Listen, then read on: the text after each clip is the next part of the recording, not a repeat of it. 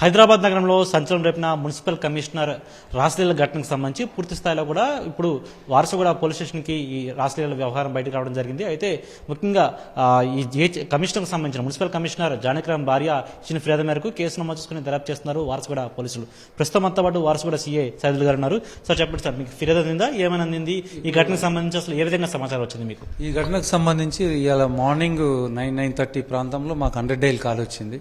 Nuisance జరుగుతుందని 100 dial call వస్తే మా బెటర్ మొబైల్ బీసీ వాళ్ళు వెళ్ళిన తర్వాత అక్కడికి మా వైఫ్ తోటి ఉండకుండా వేరే ఆ లేడీ తోటి ఉంటున్నట్లు వీళ్ళంతా రిలేషన్ అందరిని తీసుకొని అక్కడికి వెళ్ళి మా ఇంట్లో ఉన్న వాళ్ళని ఏదో న్యూసెన్స్ జరిగి ఆయనకి ఏదో చిన్న ఇంజురీస్ అయినాయి అని తెలిస్తే మా వాళ్ళు ఇమీడియట్గా అతన్ని హాస్పిటల్కి పంపించారు.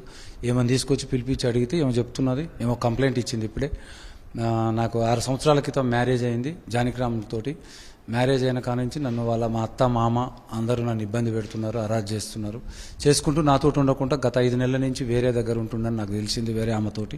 అందుకోసం ఈరోజు మా రిలేషన్ వాళ్ళని తీసుకొని పోయి నేను రెడీ హ్యాండెడ్గా పట్టుకోవడం జరిగిందని చెప్పి కంప్లైంట్ ఇచ్చింది. పూర్తిగా కూడా ఈమెకి భర్తకి ఏ విషయంలో గొడవ జరుగుతూ వస్తుంది తరచుగా? అదేవిధంగా ఇప్పుడు బాధితురాలు ఎవరైతే కళ్యాణి ఉన్నారో కళ్యాణి ఆ ఫిర్యాదులో కేవలం జానకిరామ్ కుటుంబ సభ్యులు కూడా ఫిర్యాదు చేస్తారు, కుటుంబ సభ్యులను కూడా కలిపి ఫిర్యాదు చేశాను.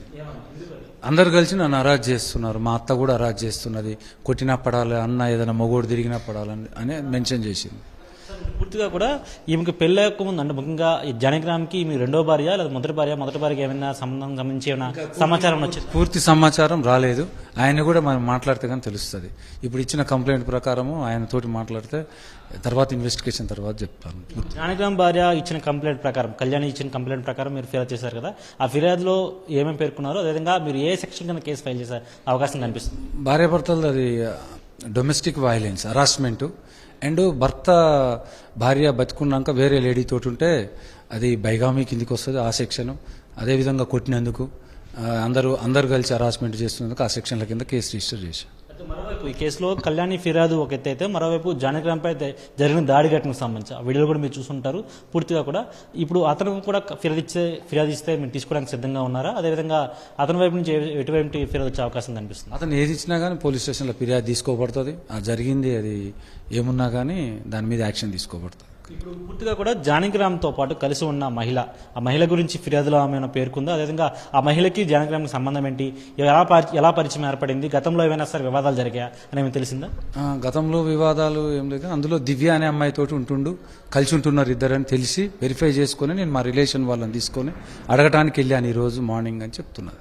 అందులో కూడా మెన్షన్ చేశారు. అందులో కూడా దీనికి సంబంధించి జానకిరామ్కి కళ్యాణికి ఎప్పుడు కూడా పిల్లలు పుట్టడం లేదనే విషయంపై తరచూ గొడవ జరుగుతుందని కూడా మెన్షన్ చేసి తెలుస్తుంది. దాని గురించి ఫిర్యాదులో అందులో పిల్లల గురించి ఏం మెన్షన్ చేయలే. హరాస్మెంట్ కంటిన్యూషన్, హరాస్మెంట్ 6 years నుంచి అత్త మామ నా భర్త వాళ్ళు హరాస్ చేస్తున్నారని మెన్షన్ చేసింది. వేరే లేడీ తోటి ఉన్నట్టే మెన్షన్ చేసి పరిస్థితి. పూర్తి స్థాయిలో కూడా మున్సిపల్ కమిషనర్ జానకిరామ్ ఘటనకు సంబంధించి ప్రస్తుతం అయితే జానకిరామ్ గాంధీ ఆసుపత్రి చికిత్స పొందుతున్నాడు. మరోవైపు బాధితులు ఎవరైతే కళ్యాణ్ ఉన్నారో కళ్యాణ్ ఇచ్చిన ఫిర్యాదు మేరకు డొమెస్టిక్ వైలెన్స్ కింద సెక్షన్ కింద కేసు ఫైల్ చేసి దర్యాప్తు చేస్తున్నాను కూడా వారసుగూడ పోలీసు చెబుతున్న పరిస్థితి కనిపిస్తుంది. వీడియో జర్నలిస్ట్ ప్రసాద్తో నరేష్, సాక్షి టీవీ, హైదరాబాద్ నుంచి.